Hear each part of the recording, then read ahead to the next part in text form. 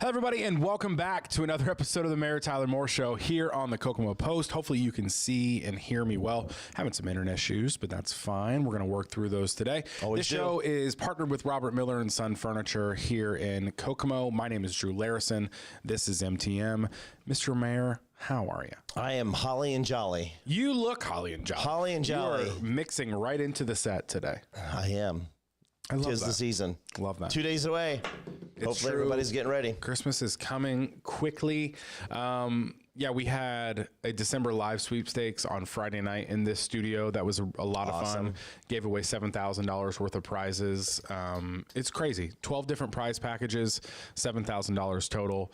And just 2 nights prior to that, I know.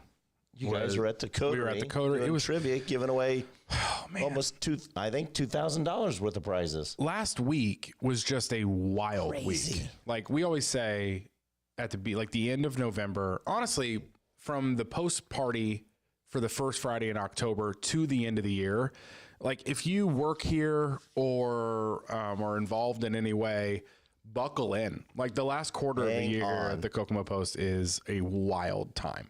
Yeah, but this is one of the last things. And then tonight, the big man takes time out of his schedule himself. To come. That's right. Santa. Stop by the post, read letters from the kids. Right. Actually, we had to move the shoot. We did the shoot at the Hobson with our friends over at the Hobson. We're scheduled over there.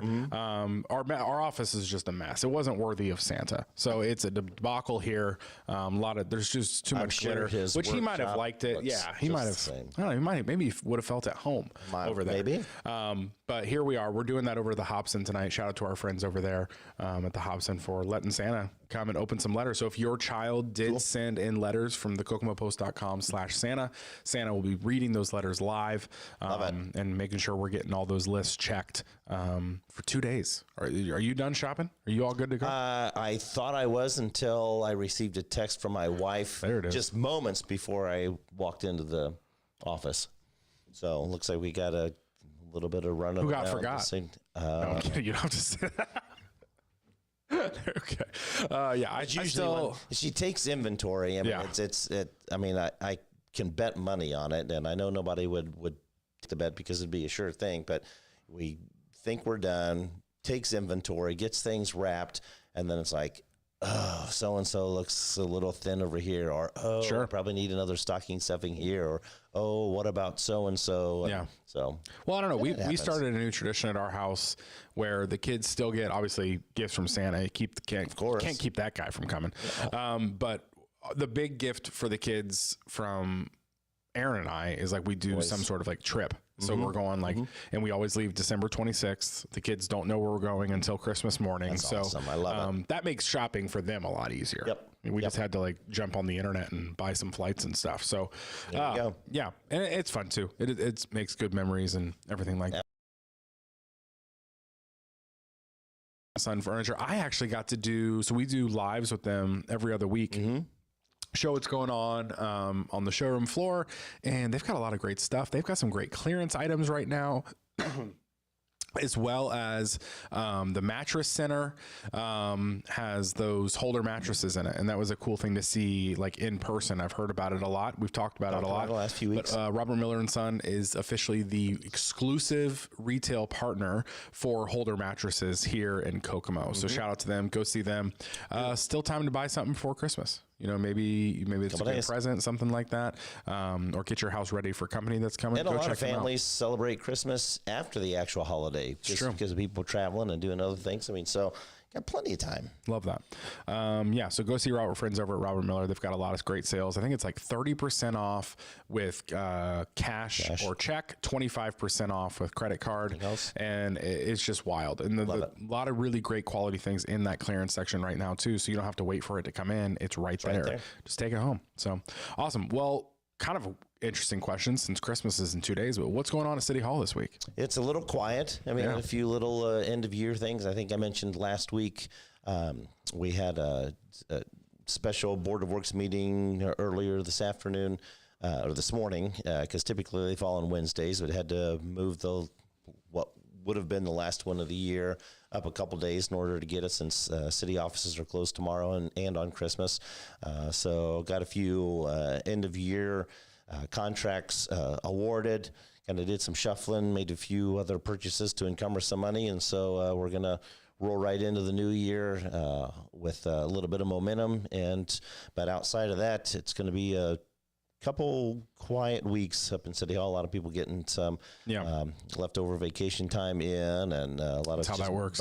Buttoning things up. So love that. A lot of meetings. So we'll love it. So this is the last show of the year. It just hit me. It says obviously the last one before Christmas, but I'm out next week, and this is the last show of the year. So let's talk. Let's reflect today. Let's reflect on 2024. What would you say? And a lot has happened. I know, in Kokomo this year. It's been a big year.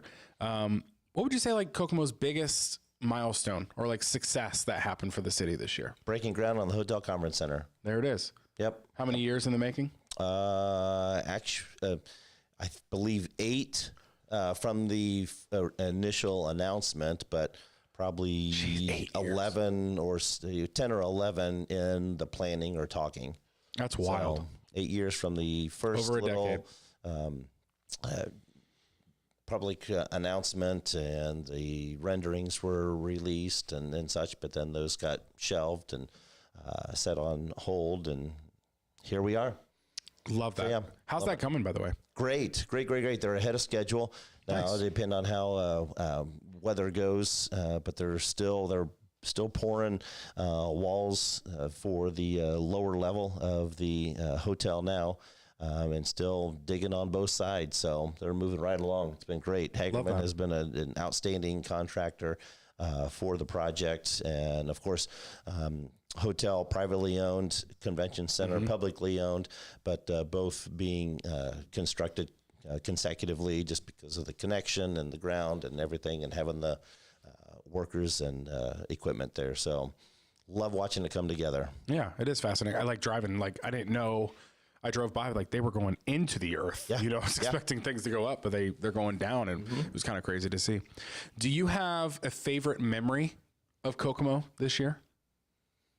Well, we haven't talked about it much, and it actually didn't happen in Kokomo, but about a month ago was our delegation trip to South Korea. Tell me about that. So we haven't talked about that much. So I mean, kind of flew under the radar going, and the time we were there was, I think, of a good full week before everything kind of went crazy over there, and the president issued martial law or initiated martial law over there and stuff. But regardless, it had been many months in the making and talking, and we had ever since the announcement of the battery plant had mentioned, as the additional suppliers came to make a trip over there to visit the corporate headquarters for not only Samsung SDI, but again, J1, Soulbrain, Sangay, the Kitra and Kotra organizations as well, to not only visit their facilities, but to thank them personally for their investments in Indiana, specifically into Kokomo, talk about their concerns, how things are going, and just a goodwill ambassador type of trip. And it was myself, Director of Development Wes Reed, City Attorney TJ Rethlake, and then Chancellor Hiker from Ivy Tech, and Vice Chancellor Katie Lohman from Ivy Tech. So it was the 5 of us, and 2 from representatives from the International Center, one as the one of the directors, but then also an intern that went and acted as who was from South Korea originally to act as our interpreter.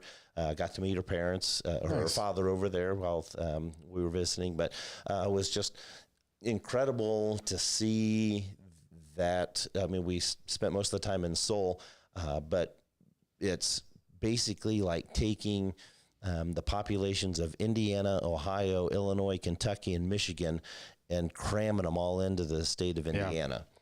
And it's then wild. Not having a whole, but then having a lot of water and mountains and such, so the available land is so limited that everything goes straight up. I know we talked a few weeks back, that Michael's over there doing remote work for you. And, and he's got his little Korean videos and informational things, which were very cool. Yeah.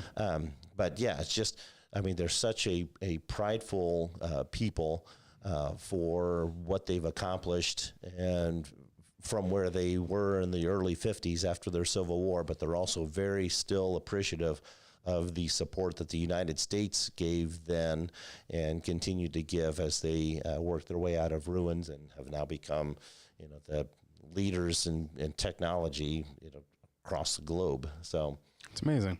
Yep. Love Food that. was great. People were great. It was just very cool. I love that. Great experience. Yeah. Really cool too, because we have that sister city in China that you've gotten to go to as well. Nope, I haven't. Oh, you haven't been there yet? No. You got to go there too. Well, Asia traveler. Hey, there over you here. go. That'd be nice, right? How long of a flight was that?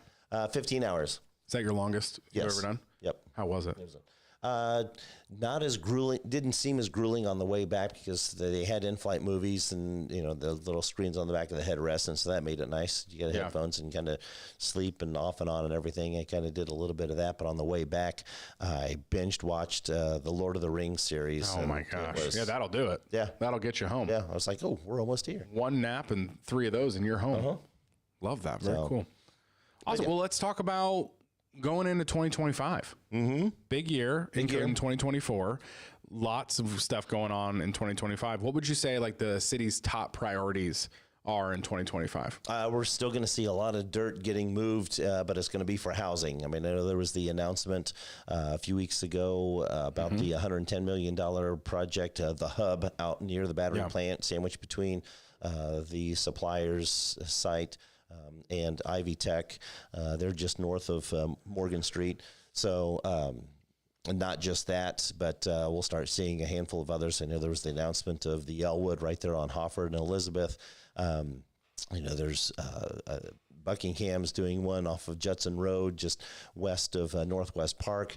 The second and potential third phase of University Park there next to IUK is going to be moved. So there's still going to be a lot of dirt moving, not just at the Hotel Conference Center, but a lot of housing going up fast and furious. So that'll probably still be number one priority. I know folks have kind of eased off on asking about the status on Chick-fil-A just because we hope that doesn't become a similar situation to the Hotel Conference Center. It's like, oh yeah, sure, Chick-fil-A's coming. And then a few years now, they're still working on the logistics of the traffic flow in through there. So hopefully they're getting close to that. So it'd be nice to see that finally break ground and get added to the Chicken Corner there at Mark Linden 931. The Chicken District. Chicken District, yeah. So love that. But yeah, and just a few of the little additional amenities that are getting added to the parks. We'll have the splash pad and bathrooms done out at Jackson Morrow. Hopefully the pickleball and tennis courts there at Cutler Park, which is the old East Side Little League site next to Elwood Haynes Elementary School. Hopefully we'll get further designed and constructed the miniature golf course that we're partnering with Bridges Outreach on down at Highland Park. So it's going to be a lot of flutter of activity. Love that. Any specific projects or like developments that you could say maybe are going to be finished next year or going to have like major developments next year? Even though there's a lot of housing, some of the housing will be done, kind of piecemealed. The amenities at each of the parks should be done by middle of summer, end of summer or so, depending on how those go. But specific major projects, I know they're not going to break ground now on the second battery plant until early 26. And so there wouldn't be that. The Hotel Conference Center will not be completed by year end, which is no big deal. That's as large as that's going to be. But really just some of the major ones could get close to having some additional housing completed. But outside of the amenities at the parks, there's not going to be any of the major housing or additional developments.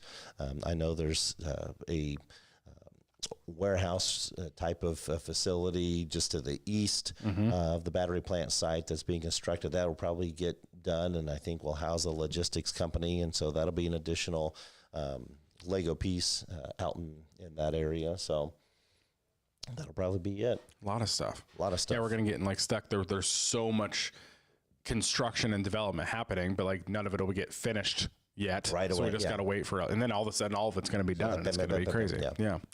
Awesome. What else did I want to ask you? Yeah, I mean, okay. If you had, which I guess you do, because I'm about to give it to you, but like if you had a moment where you could talk to the residents of Kokomo, and like say, you know, what you want them to know about Kokomo coming up, or like some sort of like motivating message to the residents as we enter the new year, how we all can, you know, come together more and make the city the best it could possibly be. What do you think that would be? What would your message to them be? That we are, I mean, as much as, you know, folks don't want to be like other communities, that we've still, you know, we're Kokomo and we've got our own identity, that with everything that's happening here, Kokomo still has its own identity. It has its own flavor. It has its own, you know, initiatives. It has its own entrepreneurial spirit. I mean, so there's still a sense of pride that we in Kokomo need to have, should have, can expect to have, even with the number of people that are in and out or traveling through, whether they're coming to Championship Park, whether they're coming to help build, you know, the battery plants or, you know, the housing and such, you know, with people coming and going. I mean, just, you know, the international flavor that continues to grow in our community is something we should be proud of and embrace. And a lot of them, a lot of folks are really on both sides. I mean, there's a lot of the Korean nationals as well that are getting more acclimated to our community. And so even though we're growing, I have the opportunity to hold on to that small city, you know, small Midwestern town feel that a lot of the donut communities, you know, don't have. And, you know, we're still in an incredible strategic place to have the Crossroads of America come stop by and take a look-see. So patience is a virtue. I mean, there's growing pains. I mean, so with the amount of construction that's going on, I mean, we're still going to be working on paving streets. We're still going to be working on reconstructing some streets. You know, so there's going to be still a lot of, you know, traffic diversions and, you know, and things that come up. And it just, you know, if everybody can, you know, lock arms and again, have that patience and all continue to help the community grow together. It's going to be incredible these next, you know, 2, 3 to 5 years. Love that. We were talking earlier in the office about Heidi, who works here. She has a show that she does, or a consistent piece of content that she creates called Heidi's Hidden Gems. Yep. And she goes around Kokomo and maybe spots some places that some people don't know about, you know, and like some of it, I didn't know about it. It literally was a hidden gem to me. And then some of it, I laughed. We were talking about earlier. She did like Old Ben one time. And I'm like, that's not a hidden gem. Everybody knows what Old Ben is and the stump. And then we get comments and people are like, what is this? I've never heard of this before. I'm like, oh, just because it's not hidden to me doesn't mean it's not, you know, hidden to somebody else. What would you say if like you could like really show somebody in Kokomo a spot that you feel like doesn't get enough like kudos, or something in Kokomo that just doesn't get enough kudos? What would that spot be? Probably Kokomo opalescent glass. I mean, the amount of that particular glass that has been sent and used around the world for decades, I mean, is just incredible. I mean, and you know, it's off the beaten path. It's an older facility. It needs some love and such. But I mean, just with, I mean, the craft itself is just amazing. If nobody's if you haven't had the opportunity to take a tour, because I believe they're still doing tours on part of it, because you're making some improvements or repairs to some of the other areas. But if you've not ever taken a tour through the opalescent glass factory, please try to take the time to do that. And our Howard County Historical Society does an amazing job with a lot of the artifacts and history surrounding Kokomo in the Cyberling Mansion. That's always, I mean, right now it's still being, with it being decorated for Christmas, it's beautiful and gorgeous. But the new lights this year looked great too on the outside. Yeah. Looked really great. Yeah. So those two are probably at the top of those few places in Kokomo that don't get enough love or attention. But I mean, there's, so many other little, like you said, hole in the walls. There's, Artie's Tenderloin. We got to get, you got to stop in Artie's and,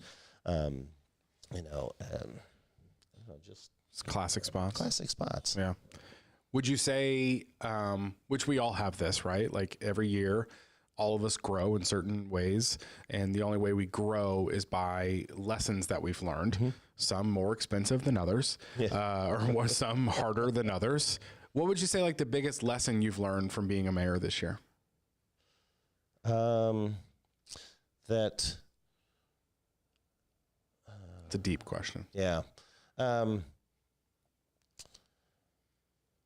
I don't know. I guess still, on social media, I mean, engaging negativity doesn't always change that person or those group of individuals' mindset or opinion anyhow. I mean, they're going to That's just a good lesson as a human, what they want, So, I mean, there's been, a few times when I've engaged and I thought, okay, well, it's people hope that I do and would encourage that I do, but not so much, that, but lessons learned. I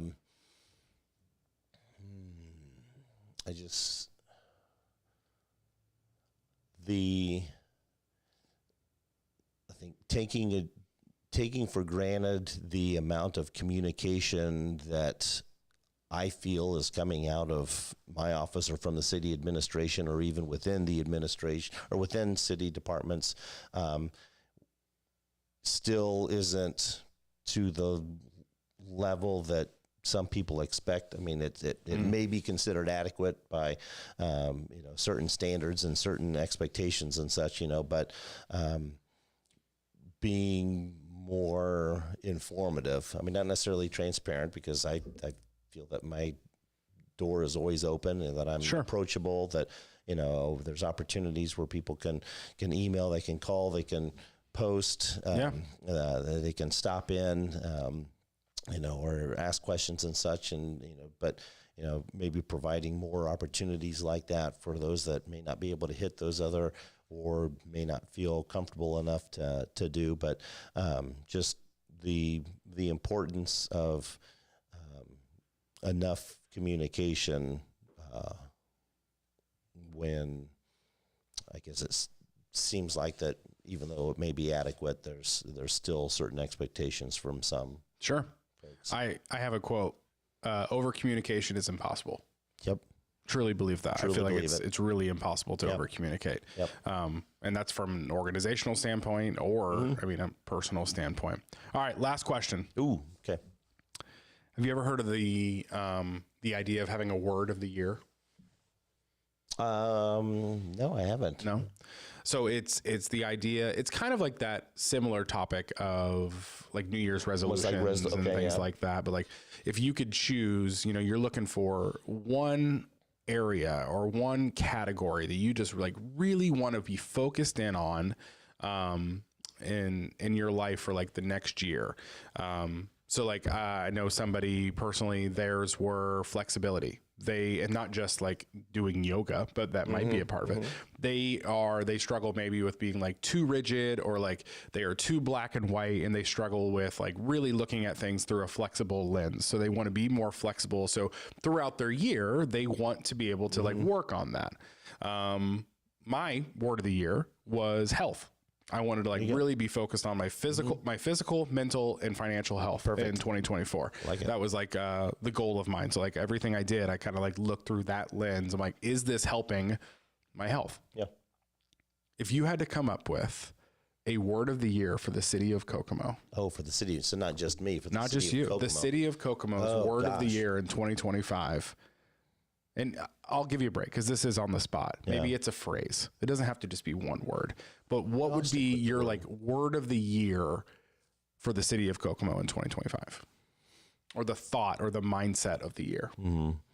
And you could just like push this out and everybody that lives here has this mindset. What would you want that to be?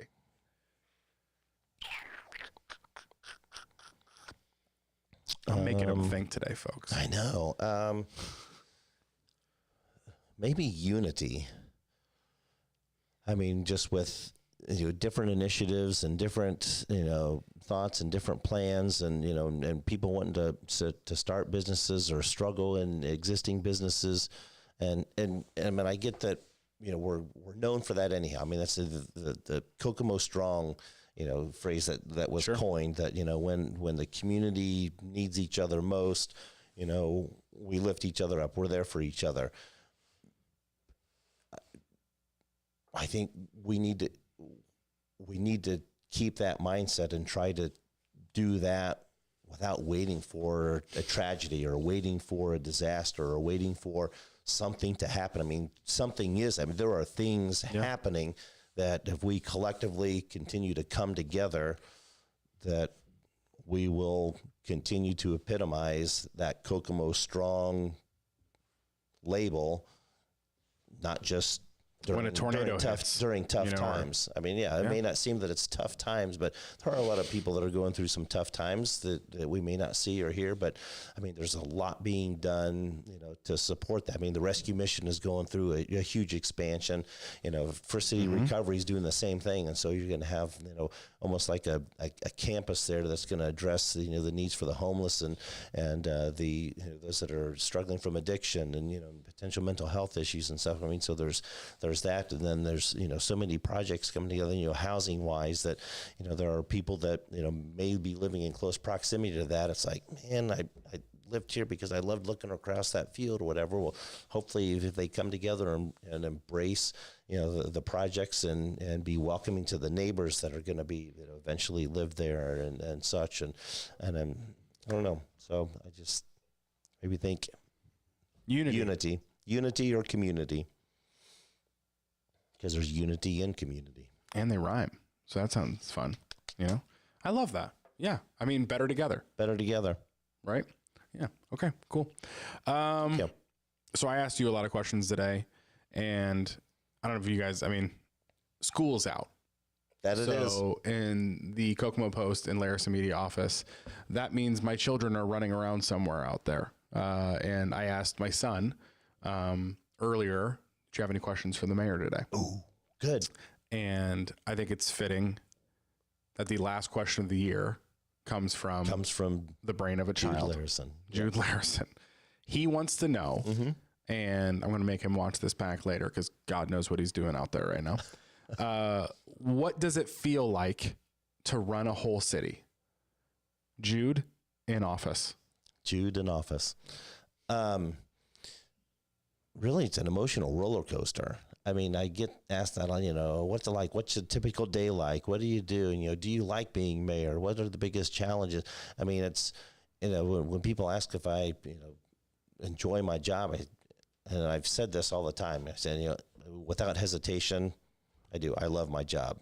And then I follow that up with, I may not always like what I walk into or what I have to sit down and deal with, but the good definitely outweighs the bad and the opportunity to serve, but, it's frustrating at times too, because you look at, things that need to be accomplished or things that need addressed. And it's like, okay, how about if we do this? Like, we can't because of this and this, and, or, we got to apply for that, or, we've got to have to, work through, this budget or that, and such. I mean, so, there's, challenges and frustration, when trying to prioritize things and address issues that you may not be able to, and that there's not an easy fix to it. It may not be a fix at all, but that it really needs to be done. But at the same time, there's so many joys because you get people that in from visiting, like, man, we were down in the downtown area and it looks great. And, the progress, you guys done a lot of great things. And, I'm just as quick then too, not only to thank them, but to say it's because I got, great employees, in each of the departments making it happen. And, my predecessor, did a great job with the vision that he had for downtown as well, to get a lot of the momentum going and such. I mean, so, there's, so much joy in the opportunity to meet with people and to talk with people on the streets. People are like, oh my gosh, you can't go to the store or restaurant because people bother you. And I'm like, it's really not a bother, because I feel blessed that people are comfortable to approach me and ask about things, or to offer their ideas, or even give a criticism, about something, because a lot of times ideas, stem from criticisms or, challenges that, somebody may face, but no, it's unfortunate that more people that could do